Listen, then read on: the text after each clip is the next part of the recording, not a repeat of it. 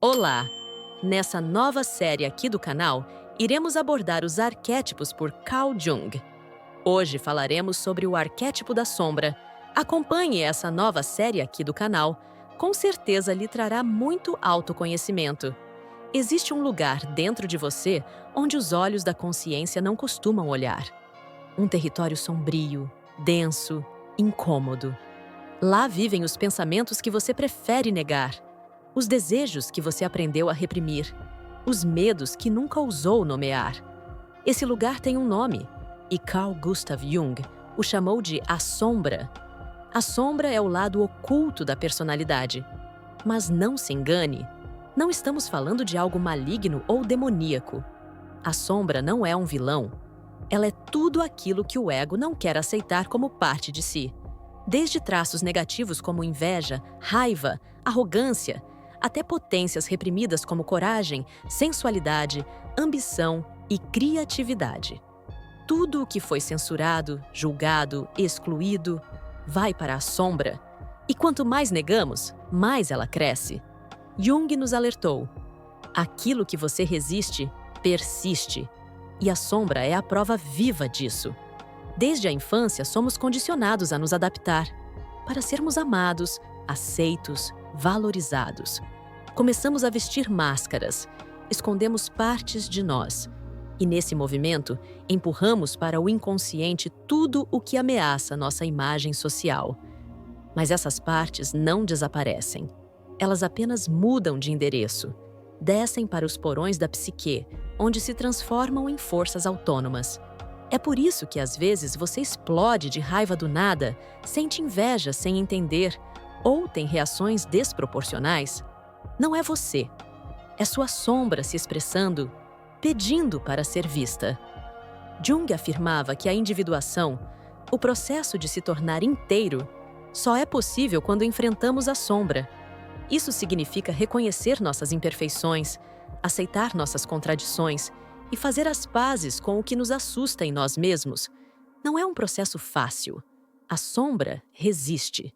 Ela seduz. Ela sabota. Mas também protege. Porque veja bem, ela guarda tesouros. E aqui está o segredo. A sombra é também o guardião do ouro. Aquilo que você mais deseja ser está escondido sob aquilo que você mais teme encarar. E esse confronto não acontece só dentro de nós. A sombra também se projeta no outro. Quando você sente um ódio irracional por alguém, quando julga ferozmente certas atitudes, quando tem uma antipatia que não sabe explicar, muito provavelmente está vendo no outro aquilo que está mal resolvido em si. Jung dizia: conhecer a sua própria escuridão é o melhor método para lidar com a escuridão dos outros. E quando a gente compreende isso, algo mágico acontece. Paramos de culpar o mundo e começamos a olhar para dentro. Ao longo da história, a sombra foi representada por inúmeras figuras simbólicas. Aqui estão 5 exemplos de arquétipos simbólicos e populares que personificam essa energia oculta. Exemplo de simbologia número 1. A do Dr. Jekyll e Mr. Hyde.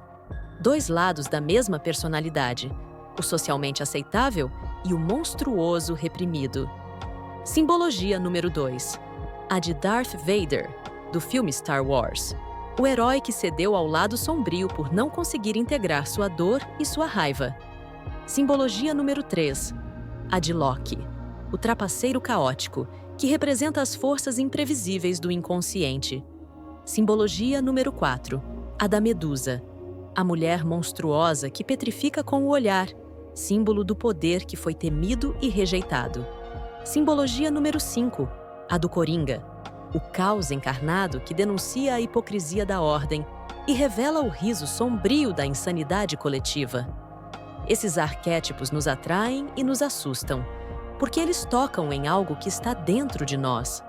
Todos nós temos um lado Joker, um pouco de Loki, uma medusa oculta, mas em vez de negar, Jung nos convida a integrar, a acolher, a dar forma e voz ao que está na sombra. Quando fazemos isso, deixamos de ser reféns das nossas reações e passamos a ter escolha, passamos a ter poder. É claro que o ego vai resistir. Ele vai tentar manter a imagem perfeita, a moral inabalável, o controle sobre tudo. Mas é ilusão. O verdadeiro crescimento só acontece no caos criativo, no desconforto da autoconfrontação. E, ao integrar a sombra, algo profundo muda. Você para de se esconder de si mesmo e descobre que a luz não é o oposto da escuridão. É o que nasce quando a gente tem coragem de atravessá-la. Então agora, eu te pergunto: você está pronto para olhar nos olhos da sua sombra? Está pronto para descer ao submundo da alma e resgatar as partes esquecidas de si? Porque essa é a verdadeira jornada espiritual. E como dizia Jung, você não se torna iluminado imaginando figuras de luz, mas sim tornando consciente a escuridão.